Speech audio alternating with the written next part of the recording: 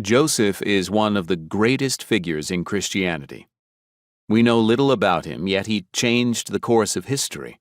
Joseph was the son of Jacob, the husband of Mary, and the earthly father of Jesus, the Messiah. Some historians date Joseph's birth around 90 BC and his death around AD 18. Joseph's lineage can be traced back to the great King David, an important fact in salvation history. We first hear of Joseph in the Gospels of Matthew and Luke. We know little about Joseph from Scripture, but what we do know is very telling. Joseph worked with his hands, probably taught by his father Jacob. We know he was a carpenter, for the skeptical Nazarenes ask about Jesus, "Is he not the carpenter's son?" Matthew chapter 13, verse 55.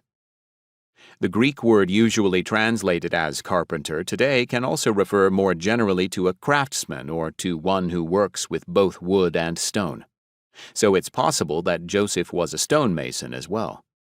We know Joseph wasn't rich, for when he and Mary took Jesus to the temple to be circumcised, they offered the sacrifice of 2 turtle doves or a pair of pigeons, allowed only for those who could not afford a lamb. See Luke chapter 2, verse 24. Jesus would have learned his trade by working alongside Joseph, watching him as a young child and then learning hands-on. Joseph was a provider, a husband, and a dad. He was a man of grit, who taught his son to be tough as well. I've always loved working with my hands, getting dirty. I have admired guys like Joseph, who day to day make a living doing physical labor. One of my friend's dads was a carpenter.